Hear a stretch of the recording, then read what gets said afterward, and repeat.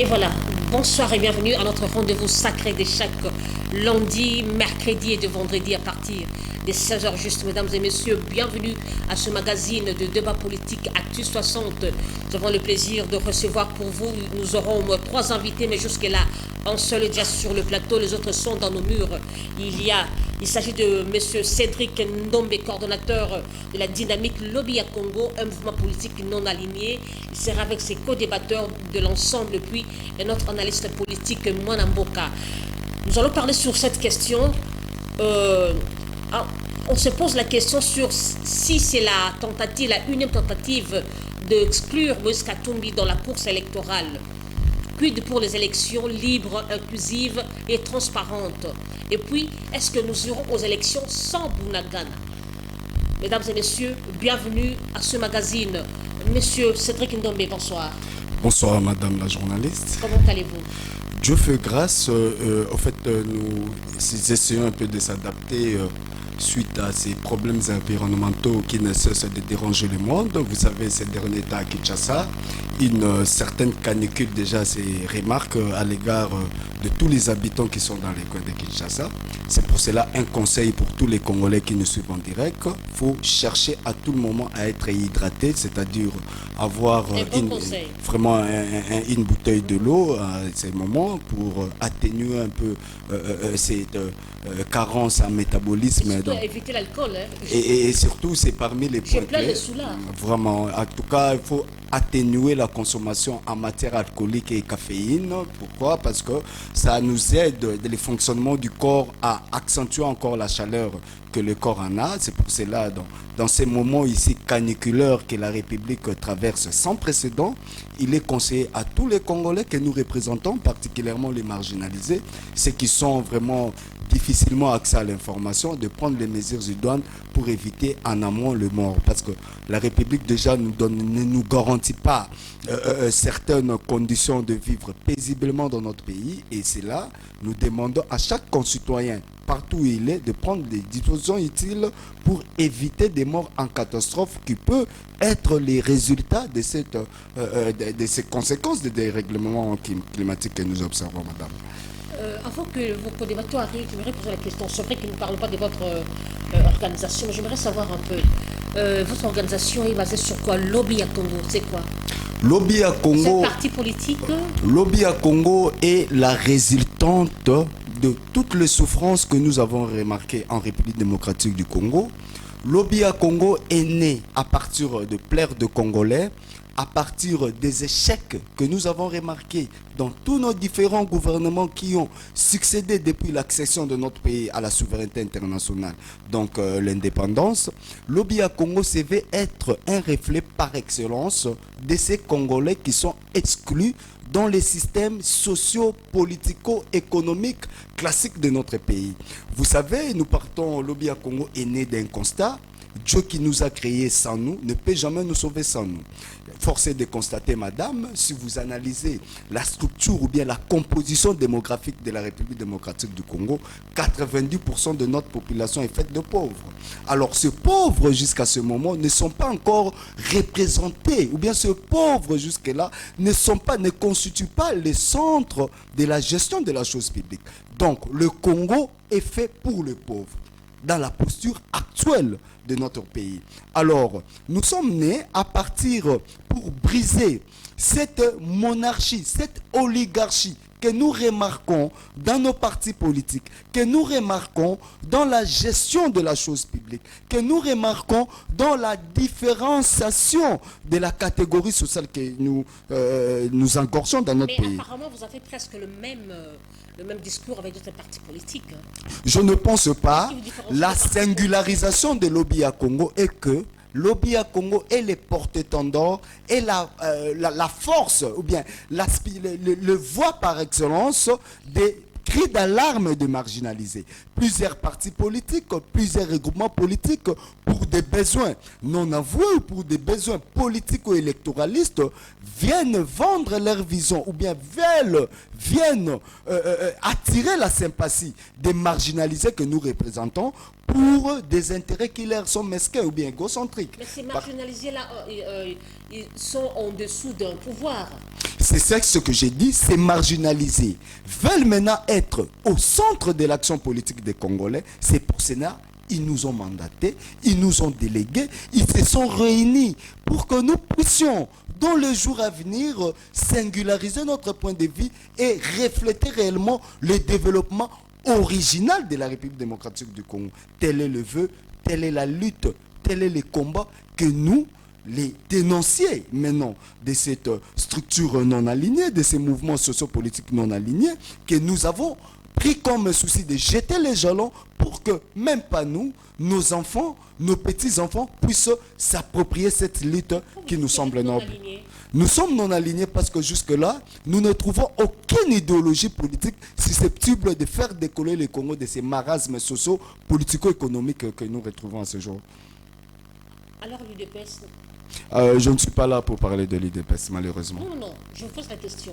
Quand vous dites qu'il n'y a aucun parti politique dans lequel vous trouvez l'idéologie encore que vous pouvez incarner, je pose la question. Alors l'UDPS, le MLC, l'UNC... c'est ce que je dis. L'idéologie politique de l'UDPS, nous en ignorons. Mais si elle était pour le développement des Congolais, aujourd'hui, vous et moi, on n'allait pas quand même, les Congolais n'allaient pas être victimes peut-être de cette politique discriminatoire qu'elle se trouve aujourd'hui. Vous savez, la population congolaise vit encore dans la précarité, madame. Cela reste à prouver.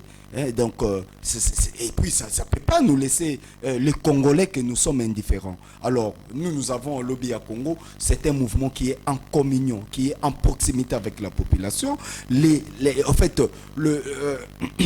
la synthèse de doléances des Congolais que nous avons fait à l'issue de notre grande tournée de la République démocratique du Congo, ça nous contraint aujourd'hui de dénoncer et de proposer des alternatives crédibles pour que le bien-être des Congolais ne soit pas un slogan ou encore un vœu pieux, mais que ce soit une réalité où tout Congolais pourra jouir de richesses que le pays engorge, où tout Congolais pourra au moins... Vous n'êtes pas à la quête d'un positionnement. Nous ne pouvons jamais être dans la quête d'un positionnement aussi longtemps que le Congolais cherche son bien-être. Nous sommes les miroirs des Congolais. Nous sommes la pauvreté des Congolais. C'est à vous de découvrir ce que l'Obi a Congo fait. Ils sont tous venus avec le même discours. Ils sont tous venus jadis, mais aujourd'hui, par exemple, le lobby à Congo, c'est l'ensemble... L'UDPS que vous déclarez aujourd'hui qu'il y a la précarité dans la vie, dans la gestion, dans le quotidien des Congolais, avait prôné presque ce discours. Mais aujourd'hui, qu'est-ce que nous voyons? Et qu'est-ce qui nous dit, qu'est-ce qui nous rassure que vous, demain au pouvoir, vous allez faire mieux? La particularité des lobbies à Congo est qu'elle ne tire pas son origine, encore moins sa genèse, dans un pouvoir donné. Alors, le contexte de création des partis politiques que vous citez, que je ne prends pas le soin de les plébisciter dans votre plateau, ont tiré leur origine que vous connaissez, madame, parce que vous êtes une grande journaliste d'investigation également. Vous êtes là, vous connaissez quand même l'origine de ces différents partis politiques. Par contre, le singularisme de l'Obi à Congo est que l'Obi à Congo est né à partir de pleurs des enfants de militaires, des fonctionnaires, des mamans Mabongo, des mamans Matembele, des mamans maraîchères, de tous ces enfants dont le Congo a confisqué leur avenir. Nous nous sommes dit non, on ne peut pas quand même laisser notre avenir être hypothéqué par ces gens qui sont en déphasage avec certaines réalités du pays. C'est pour ça que nous nous sommes dit, nous allons porter très haut ces combats des Congolais qui sont exclus, qui sont marginalisés, madame, à la différence de certains partis qui naissent à partir soit du miel du pouvoir, à partir des expériences du pouvoir, ou à partir de quelles circonstances, je ne sais pas moi, que nous restons inavoués. Qui est votre mentor?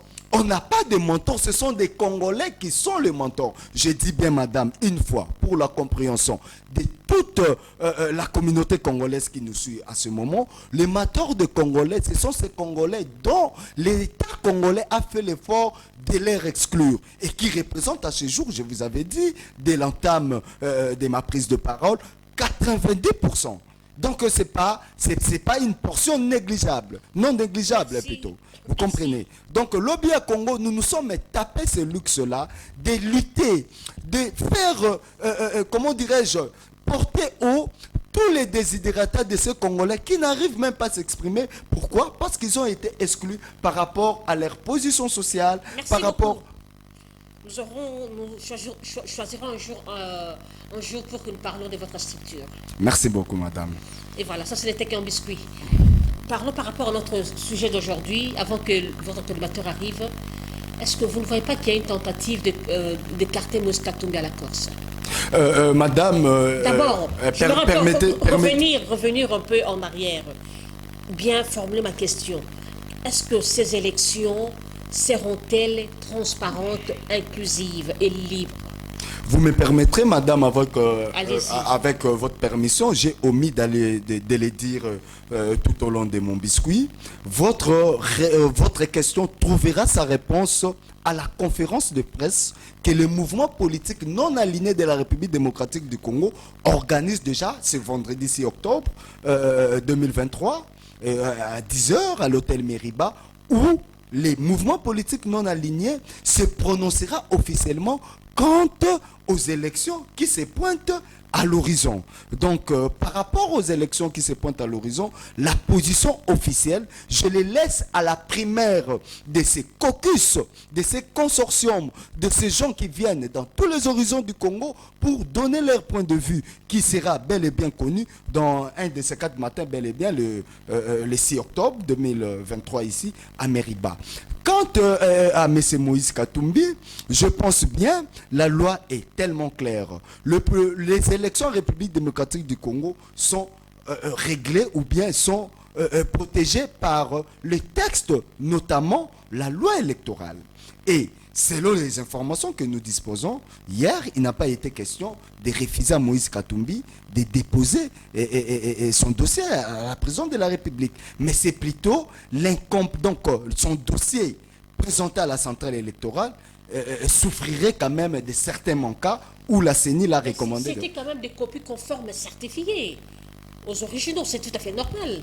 Madame, la République démocratique du Congo, quand bien même je ne suis pas juriste, mais si vous remarquez, la République démocratique du Congo appartient à la famille romano-germanique de droit. Ce qui fait quoi? Ce qui implique que l'interprétation, le modèle que nous impose la famille juridique que nous avons opté, c'est l'interprétation téléologique des textes ou bien de tout ce qui a été érigé comme loi. Dans le cas d'espèce, la loi électorale, si vous analysez l'article 104 de cette loi qui organise les élections de la République démocratique du Congo, si nous voulons entrer dans l'esprit du législateur et voir, chercher la ratio legis de cette loi, vous allez voir, parmi les conditions qui sont posées pour être président de la République, hormis avoir la nationalité congolaise, hormis avoir une expérience, hormis, vous allez voir qu'il y a des conditions textuelles. Il y a dans la linéa 4 de la loi, je pense de 2022, du 23 juin, je pense 2022, qui stipule clairement que les dépôts de la candidature d'un candidat président doit être accompagné des pièces qui sont jointes. Parmi ces pièces, l'article 104 et la linéa 4 est lucide quant à ça. Il parle d'abord du certificat de nationalité. C'est ça le premier alinéa. Et le deuxième alinéa nous parle de l'extrait du casier judiciaire. Le troisième alinéa nous parle de la photocopie de la carte d'électeur. Est-ce que vous comprenez déjà la nuance? Ce que le droit n'a pas dit, c'est pas ça. Donc, lorsqu'on parle du certificat de nationalité, c'est différent des copies conformes à l'original. Et si vous allez très loin, la loi qui régit encore les élections, qui stipule sur les conditions pour être député national, là au moins, la loi a essayé un peu d'être flexible. La loi dit, à l'absence d'un certificat, parce qu'on demande le diplôme, lorsqu'il s'agit d'un député national, il ne s'agit pas d'un certificat de nationalité, des pièces qui peuvent prouver réellement que vous avez étudié, la loi le dit expressément. La loi dit, soit à l'absence d'une pièce originale, le candidat est tenu de présenter une pièce ou bien une attestation jugée conforme à l'original. Mais c'est Donc c'est ça. ce qu'ils ont présenté. Apparemment, vous ne m'avez pas bien saisi, madame. Je dis bien, il faut entrer dans la ratio legis, ainsi que dans l'esprit du constituant.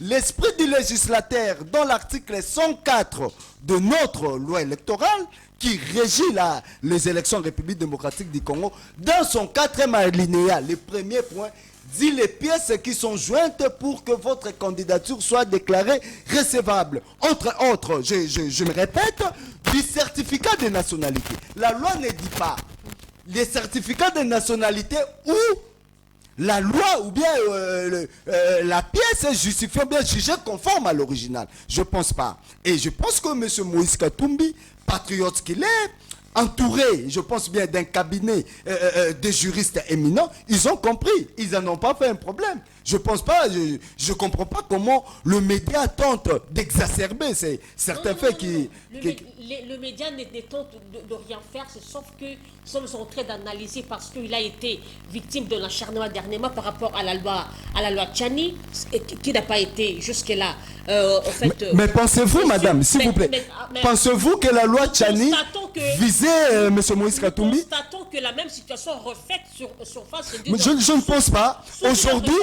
Aujourd'hui, si vous voulez même politiser les lois congolaises, ça ne vaut pas la peine. Nous connaissons les joueurs et leur jeu. Nous sommes des non-alignés. C'est la RDC. Le non-aligné, nous plaidons et nous encourageons les Congolais au respect des textes.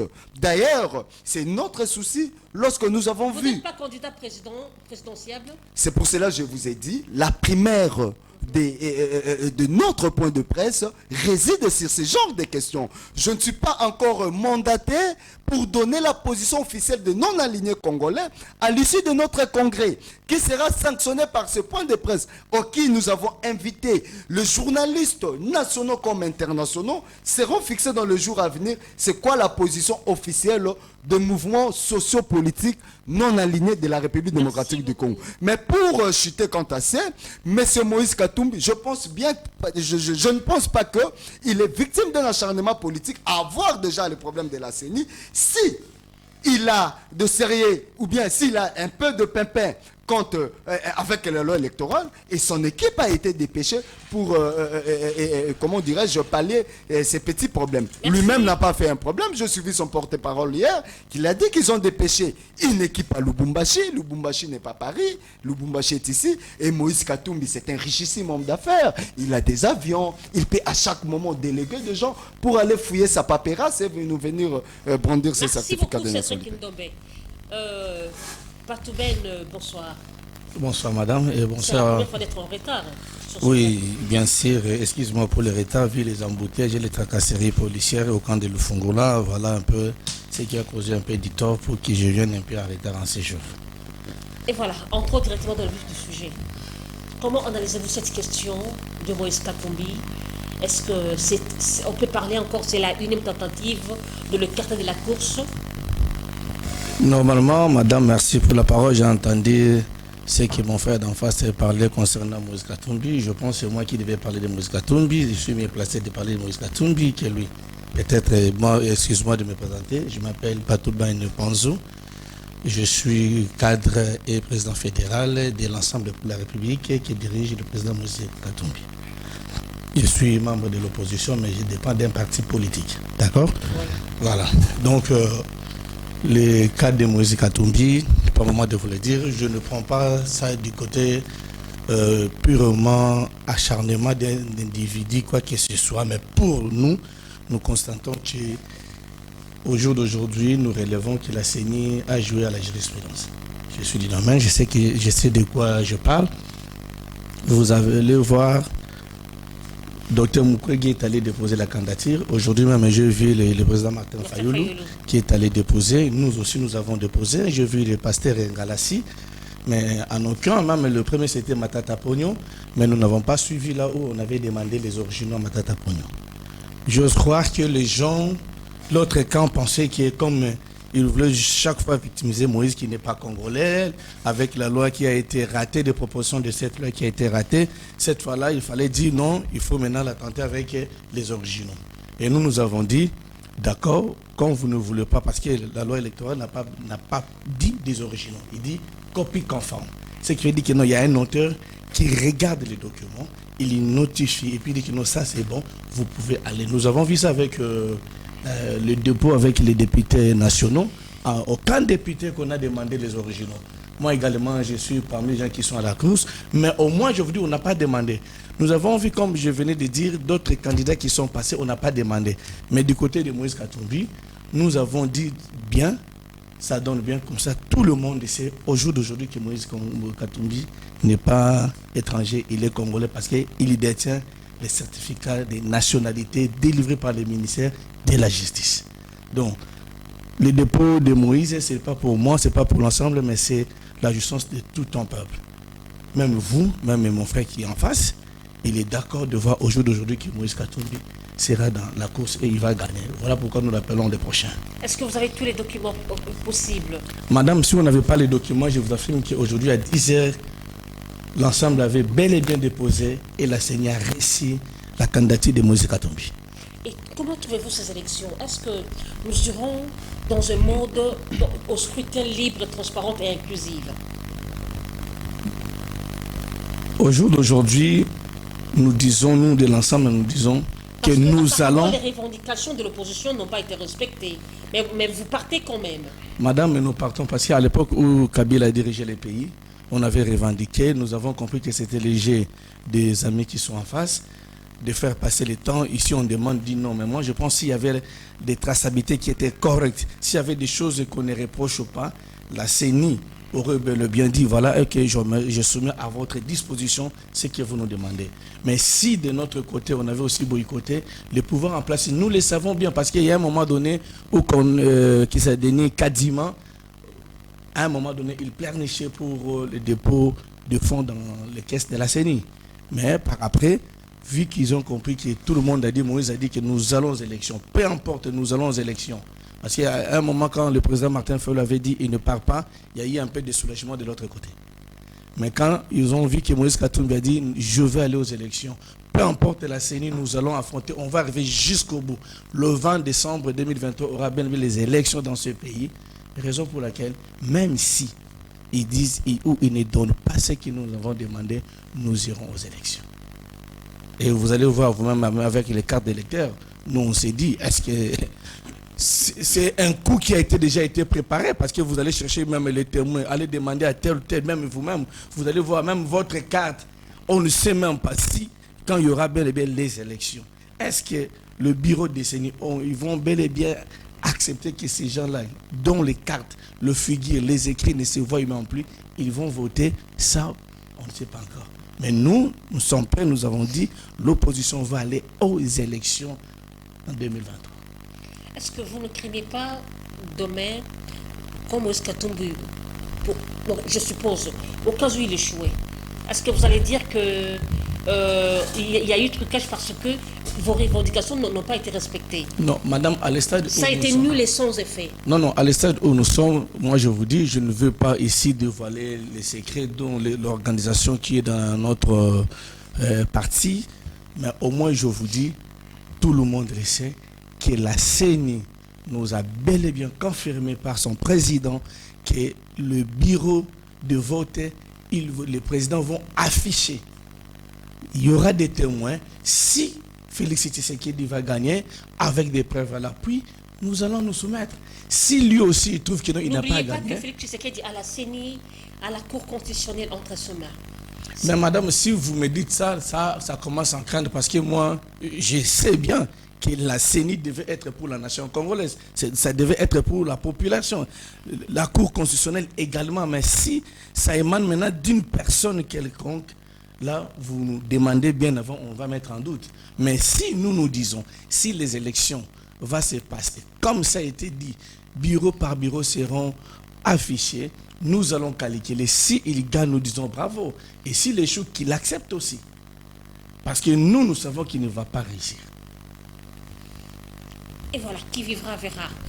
Nous entrons au second sujet ayant toujours trait aux élections, mais cette fois-ci nous parlons de l'insécurité.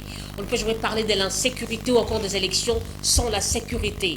Est-ce que nous serons aux élections sans Bunagana? Cédric Ndombe.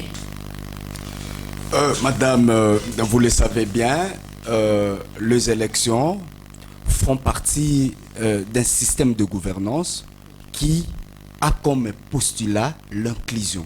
L'inclusion n'est pas seulement au niveau politique, mais l'inclusion est aussi au niveau populaire, au niveau de l'adhésion, au niveau de l'appropriation dont la population fait de ce processus.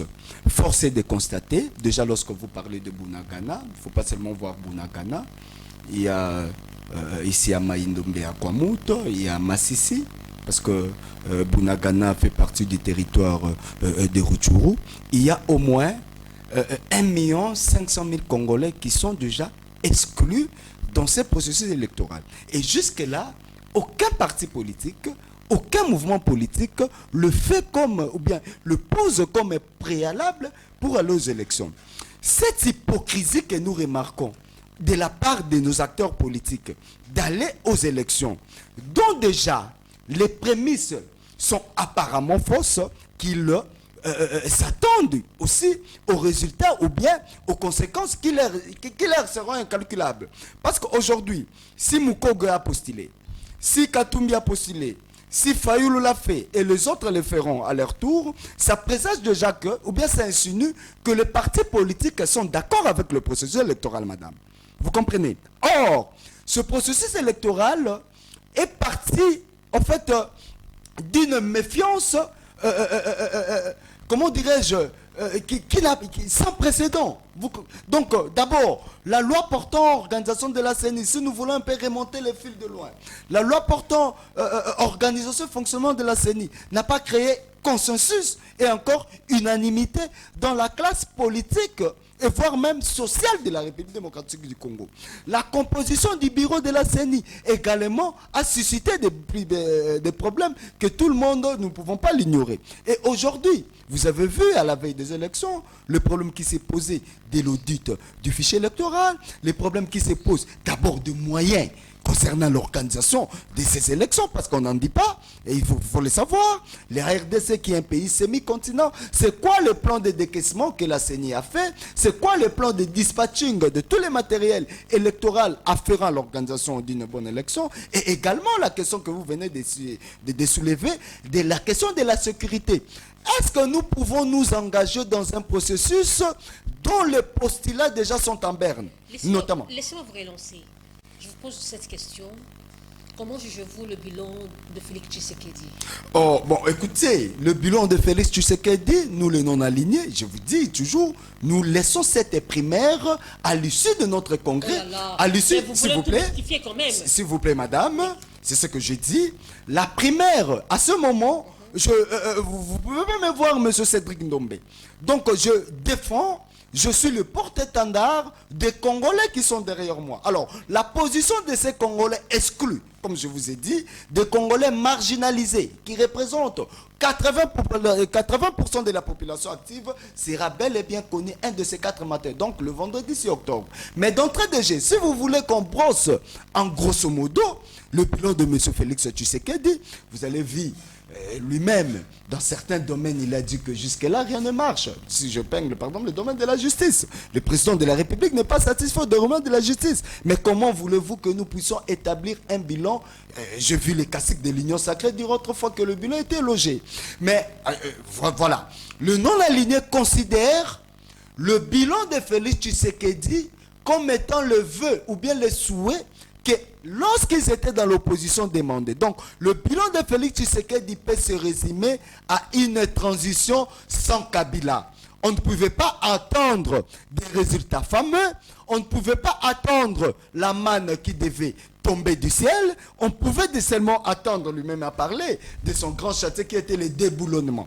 Vous comprenez? Peut-être chercher à désenraciner tout le mauvais système qui était ancré, savoir les 32 ans de Mobutu, les 18 ans de Kabila n'ont pas aidé les Congolais d'émerger, ont aidé les Congolais plutôt d'avoir leur recul encore exponentiellement. Vous comprenez? Alors, aujourd'hui, parler de bilan de Tshisekedi, le non-aligné le juge mitigé, parce que les jalons qu'il a posés à notre niveau, nous le jugeons de peu consistants, mais au moins, il a la volonté de mieux faire. Il mérite un second mandat. Je ne sais pas s'il mérite un second mandat, mais force est de constater que du fait que la dynamique lobby à Congo, le mouvement politique non aligné se prononcera le vendredi, et c'est là, à partir de vendredi, nous aurons une ligne à suivre pour éclaircir toute l'opinion nationale et internationale qui nous suit. En train de fuir toutes mes questions. On ne fuit pas, nous voulons refléter la position des Congolais. Reporter, ramener. D'accord. Maître Patoubel, nous allons. Katumbi accepte d'aller aux élections sans Boundagana. Pourquoi? Madame, je veux un peu rebondir à ce que mon frère Cédric qui vient de parler. Mon très cher frère, nous devons être corrects. Je ne sais pas s'il est, je crois, de l'Union sacrée. Bon, il a dit il est non aligné. Non, il a dit, je suis pas, il a dit, madame, donc, vous devez s'habituer. Peut-être dans la conscience populaire, ils ne sont pas encore habitués dans le mouvement politique non aligné. Or, le mouvement politique non aligné dans l'histoire du monde, il a bel et bien existé. Alors, nous voulons maintenant l'implanter à la République démocratique du Congo. D'accord. Donc, il faut avoir un grand cœur. Je crois que mon cher frère Cédric, vous devez vous informer. Parce que je crois quand vous dites que non, le politique, je crois, quand vous parlez, vous avez une tendance que vous ne voulez pas donner ici. Moi aussi, je ne suis pas là pour le dire, mais nous constatons. Mais peut-être vous n'avez pas suivi même quand le président Mouzitou avait fait les tribunaux avec l'opposition, quand on avait déclaré, dit que non, il y aura 486 sièges au lieu de 500. Parce qu'il y a d'autres territoires qui étaient déjà exclus. Mais ne prouvez pas que c'est une exclusion. Et c'est moi qui ai la parole, s'il vous plaît. Ouais. C'est-à-dire... Parce que vous me posez une question, apparemment. Non, je n'ai pas posé la question. D'accord. Alors, c'est-à-dire que quand Mouzitou avait parlé, l'opposition avait dit, nous avons dit que jusqu'au jour d'aujourd'hui, on passait à la télé, partout dit la sécurité. Est-ce que ces gens-là, ils vont aller aux élections, oui ou non? Personne n'est écouté. On a forcé dans le sens qu'on dise que c'est l'opposition qui a boycotté. Mais la question de la sécurité, ça ne relève pas de l'opposition. Nous avons dit jusqu'au jour d'aujourd'hui, madame parle ici de Bunagana, vous avez ajouté le Kwamutu. Il y a les Saké, il y a les Massis, il y a les Ruchu. Tout ce monde-là sont en débandade. Au jour d'aujourd'hui où on parle, il y a un bon nombre des enfants qui ne vont pas à l'école. Vous comprenez un peu? C'est-à-dire que nous devons nous référer à ces gens-là. Mais si vous avez quand même la bonne volonté pour organiser les élections en bonne et due forme, pour que tout le monde y participe, je crois bien, les questions de la sécurité, quand vous parlez de déboulonner le système, on allait déjà résoudre ces problèmes. Mais jusqu'au jour d'aujourd'hui, ce mot-là revient. Félix Tshisekedi va à la fin de son mandat. Il lui termine le premier mandat. Dis-moi, mon cher frère, quand vous parlez que ça devait être jusqu'où? Toutes les promesses que Félix Tshisekedi avait dit. Moi, je suis beaucoup plus du côté de la sécurité et de la justice. Peu importe, mais je vous dis, on n'est pas garanti. Au lieu d'aller arrêter des gens à cause de leurs paroles, ils passent à la télé pour dire vous arrêtez, il serait mieux de constituer toute une équipe de bonne sécurité pour arriver là-bas. Quelque part, j'aimerais aussi soulever la question qu'il avait qui était très importante. Il n'y a eu aucun politique qui a posé le préalable par rapport à cette question. Non, madame, j'ai dit si même Mouzitou en avait parlé. Mouzitou en avait parlé dans les tribunes de Mouzitou, il y en a eu. Docteur Mukwege en avait parlé, Martin Fayoulou également. C'est-à-dire quand l'opposition était dans le conférence de presse, même à Lubumbashi, cette histoire a été bel et bien évoquée. Mais personne du côté du pouvoir nous avait écouté. Mais c'est quand même, parce qu'on nous disait, voilà ce qu'on nous disait. Voilà ce que, madame, voilà ce que les gens en face qui nous disaient. À l'époque de Kabila, il y a eu aussi des gens du soir pareil. En 2006-2011, il y a eu des territoires qui n'ont pas voté, il faut les rattraper. Je crois que vous allez voir avec Denis Kadima qui dit non, bientôt là, on va lancer l'opération d'enrôlement avec les gens de Rutshuru. On ne sait pas par quelle magie. Vous comprenez un peu? C'est-à-dire que la question de la sécurité, au jour d'aujourd'hui, madame, nous disons également, soyons quand même sincères, la MONUSCO, nous avons entendu que non, ils vont partir, mais ce sont ces gens-là qui nous aident. Ce sont eux qui nous aident avec les avions, parce qu'à la République démocratique, on n'a même pas un avion, même pour les transports. Quand vous allez, pour les gens qui voyagent, ils vont vous dire que non, maintenant les gens courent comme les D107. Vous ne voulez pas le départ de la MONUSCO? Pourquoi? Madame, j'ai répondu à la question quelque part, j'ai dit, nous tous là, nous sommes d'accord que la MONUSCO parte. Mais nous posons la question, quelles sont les précautions prises après le départ de la MONUSCO? C'est ce qui est beaucoup plus important. Demandez. La MONUSCO, c'est depuis Kabila qu'ils vont partir. Kabila est passé au tribunal des Nations Unies, il en a parlé. Félix Tshisekedi en a parlé. Lutundu en a parlé. Mais jusqu'à aujourd'hui, au lieu que la MONUSCO diminue l'effectif, on voit. Nous avons dit, moi personnellement, j'ai dit, il faut au moins redéfinir la mission de la MONUSCO en République démocratique du Congo. La MONUSCO est là, oui.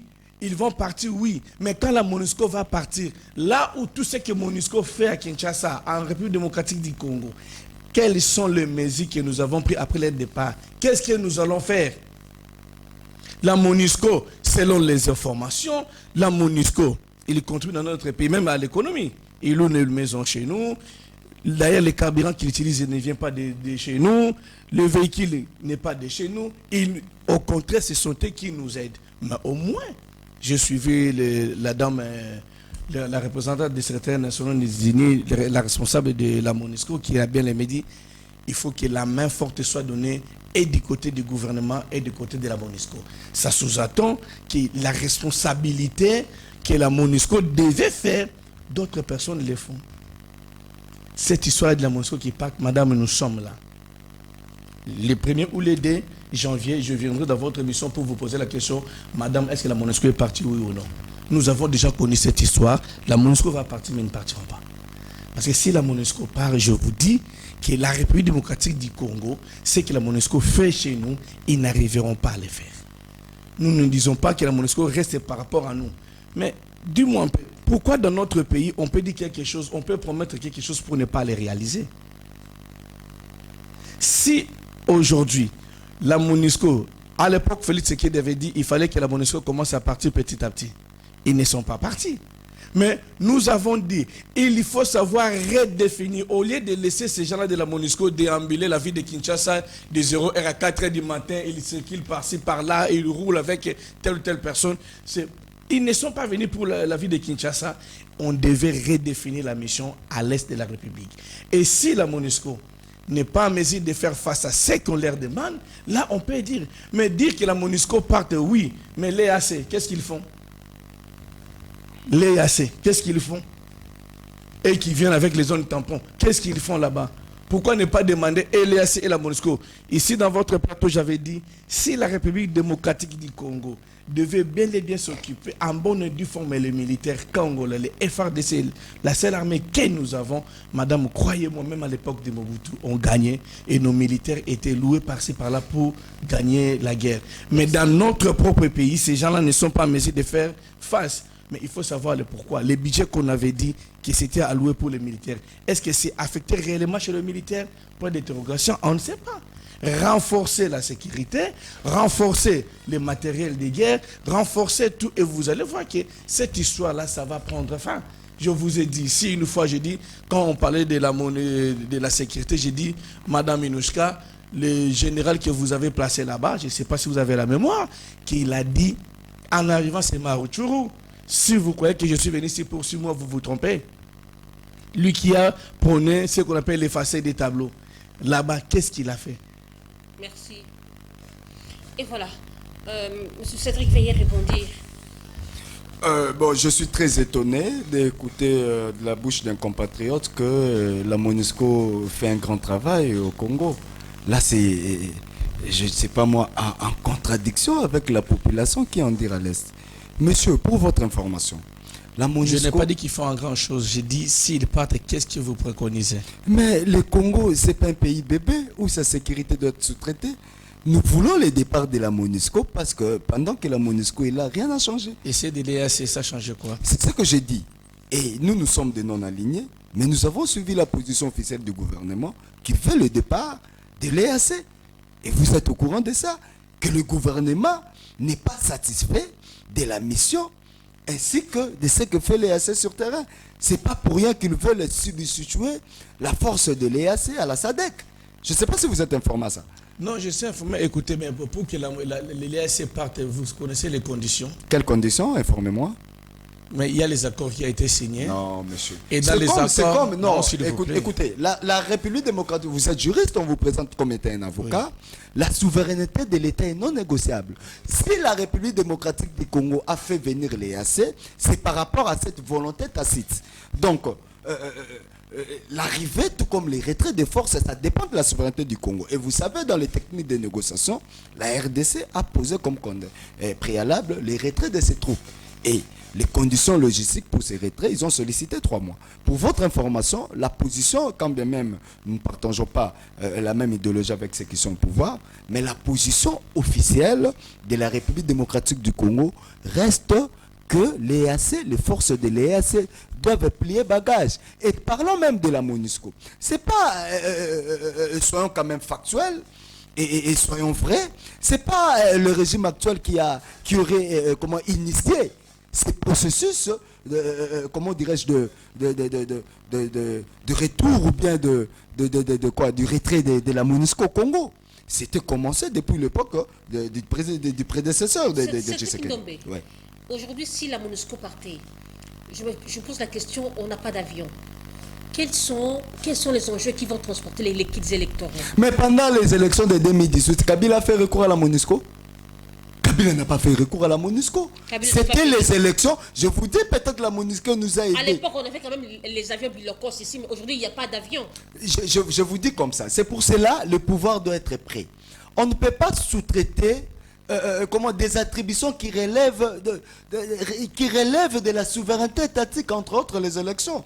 Kabila l'a compris, il n'a pas voulu qu'en 2018, les élections que sont des souverainetés puissent faire l'objet d'une mixtion ou encore de l'ingérence de certaines puissances extérieures. C'est pour cela qu'il a nationalisé ces élections. En 2006, c'était quoi la conséquence? C'était les élections organisées par la communauté internationale. C'est pour cela que vous avez vu vous-même la CIAT, qui était une structure d'accompagnement de la communauté internationale pour l'accompagnement de la transition, qui se confondait avec l'État congolais, qui commençait à s'y mixer dans la gestion de la chose publique en République démocratique du Congo. La République démocratique du Congo doit toujours sous-traiter ses positions. C'est pour ça que j'ai dit, madame, soyons factuels. Pendant que la MONUSCO est là, ça fait plus de 20 ans, vous avez assisté à la diminution des morts au Congo ou bien à la recrudescence même de l'insécurité. Est-ce que la MONUSCO n'est pas venue pour faire du business? Ce sont de telles questions que les non-alignés se posent et que les non-alignés soutiennent d'ailleurs ce processus, que les Nations Unies partent. Vous avez vu quand même, vous avez relevé la contradiction que mon co-débatteur dit. Il dit que la MONUSCO aidait les Congolais pendant que lui-même aussi dit que le carburant utilisé par la MONUSCO est importé. Vous comprenez? Les véhicules utilisés par la MONUSCO est importé.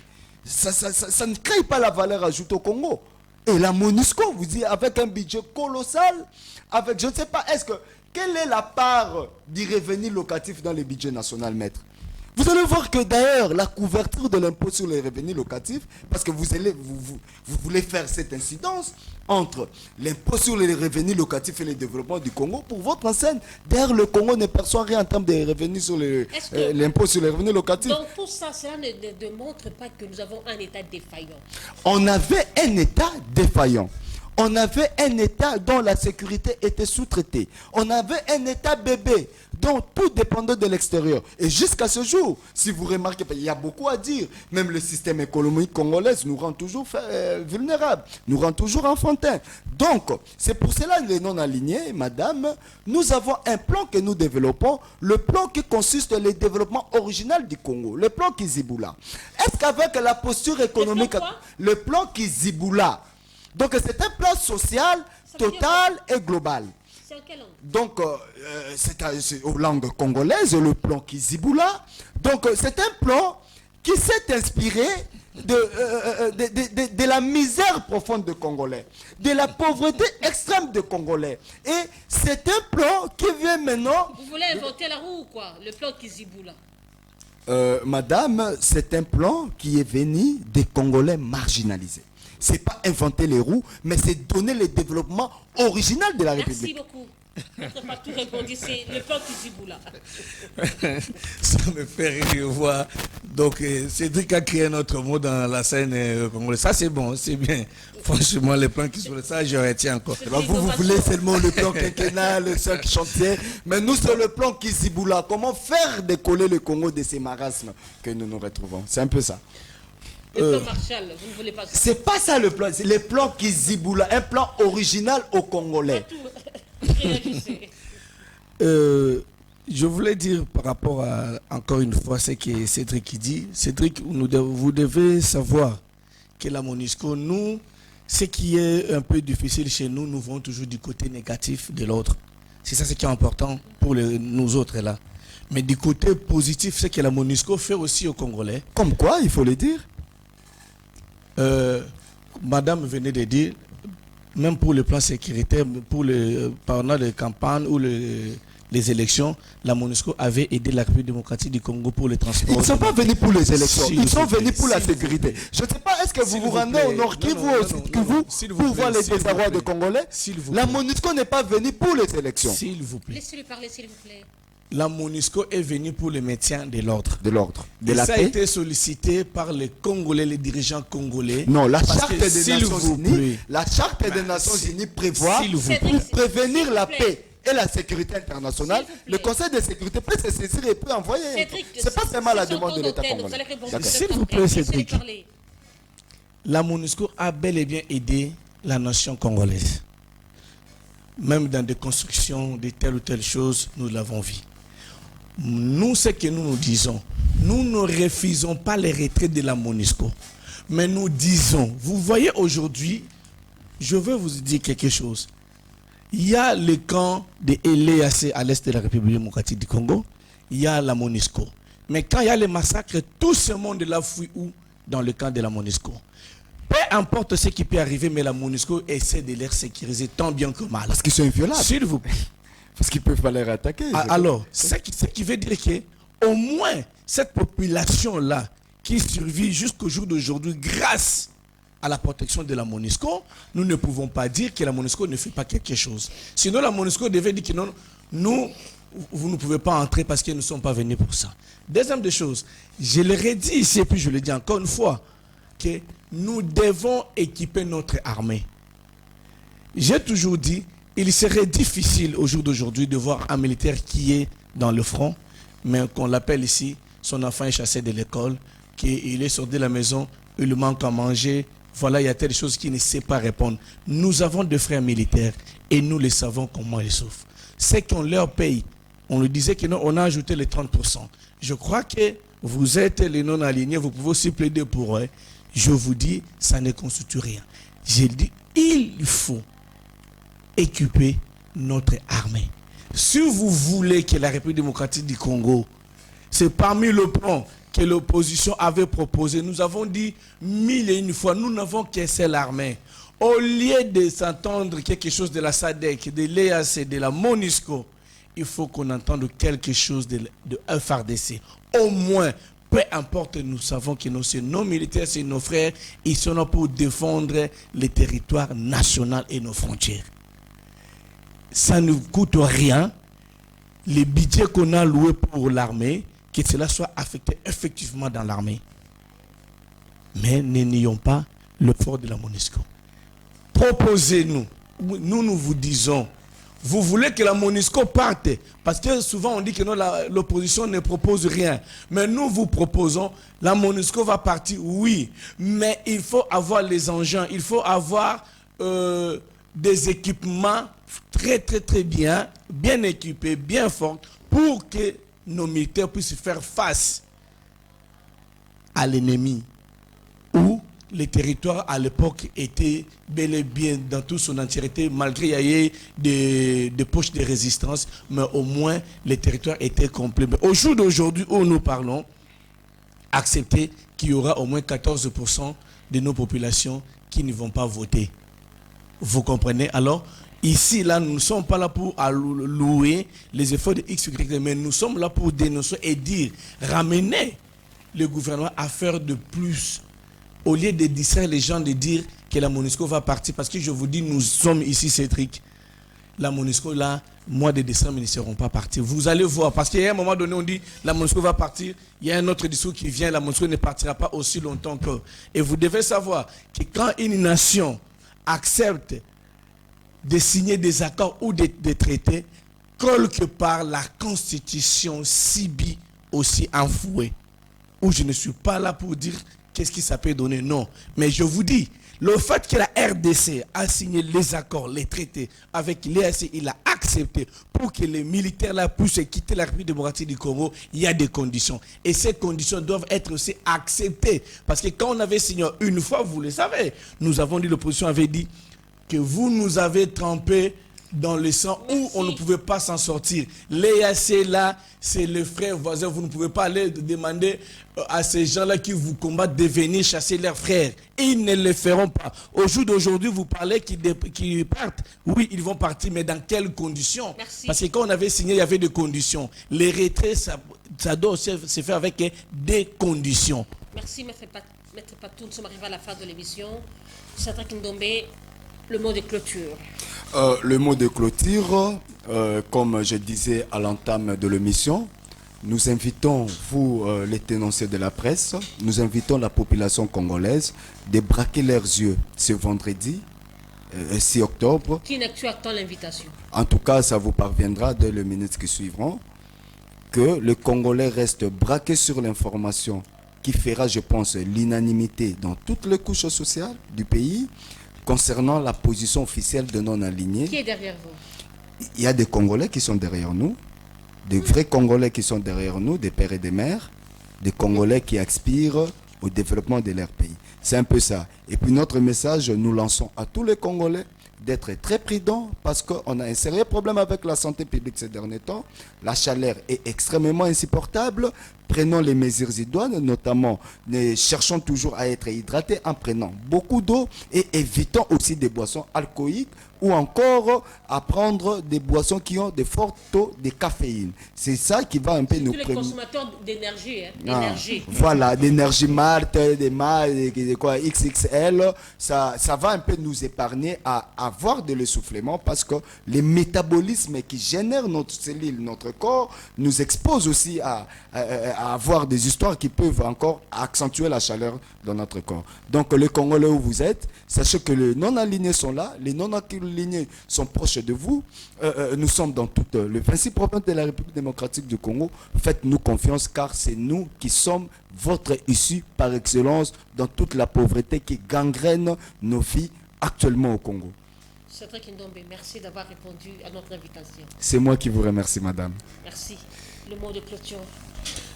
Je voulais ici, parce que je venais quelque part d'un centre, je crois, de Mabanga, je voulais lancer, c'est le mot de la fin bien sûr, je vis le misère de la population congolaise, madame, où l'infirmière même pour prélever le sang, ils sont des ondes, je ne sais pas comment il faut l'appeler, de Mabanga là, je vous dis, madame, l'infirmière fouille même les syndicats. Elle n'était même pas à mesure de prélever les gens qui étaient là. Pourquoi? Il y a les greffes, il y a des gens qui meurent là-bas. Je suis arrivé aussi en Galiema pour s'en prendre un peu de la gratuité là. Je vous confirme qu'il y a une de mes sœurs qui a accouché là-bas. C'est le pédiatre est venu après 3 jours. Alors l'enfant était déjà pas en bonne santé, il fallait l'amener à la couveuse, ainsi de suite. J'ai posé la question, on me dit que non, gratuité. Voilà, tel qu'on est là, on n'est pas payé. Madame, même pour nettoyer les locaux où les malades se retrouvent, il faut que les malades payent ces gens. Il n'y a pas les médicaments, même les seringues, même les sondes pour bébé, on n'en a pas. Donc, nous demandons au gouvernement, c'est bien de lancer la gratuité, mais il faut tenir aussi compte de tout ce que la gratuité demande. Parce que non payer les infirmiers ou les médecins, pas de médicaments, il ne serait pas mieux d'annoncer la gratuité pour faire plaisir aux gens qui n'ont, voilà, on nous a donné la gratuité. Et j'annonce aussi aujourd'hui à tout le monde qui ne savait pas que le président Moïse Katumbi, le prochain, vient de déposer en bonne et due forme sa candidature et la CENI l'a reçu convenablement. Voilà le mot de la fin pour moi et mes salutations à tous mes amis de Funa. Merci Patouben, merci d'avoir répondu à notre C'est à moi de vous remercier. Vous avez fui, hein? Non, je n'ai pas fui. Vous comprenez, avec l'histoire là, il faut aller par-ci, par-là. Donc, le Congo où on mange du jour au lendemain, bien sûr. Bon vent. Merci beaucoup. Mesdames et messieurs, c'est la fin de cette émission. Je crois que c'est lui qui va me voter là. Nous avons reçu 2 invités sur ce plateau. Cédric Ndombé, le coordonnateur national de la dynamique, un mouvement politique de la dynamique non alignée. Et puis Maître Patouben, on a essayé de parler sur les questions électorales et puis sur la sécurité, Bunagana, Rutshuru, Maïndombe, qui sont encore occupés. Merci de votre attention exigeante. Merci à Richard Machita, merci à Enoch Mbala, les complices de cette émission. Merci à toi, James Nzemboa, je t'aime beaucoup. Que Dieu bénisse la RDC, que Dieu protège nos FARDC et que Dieu garde son peuple. Au revoir.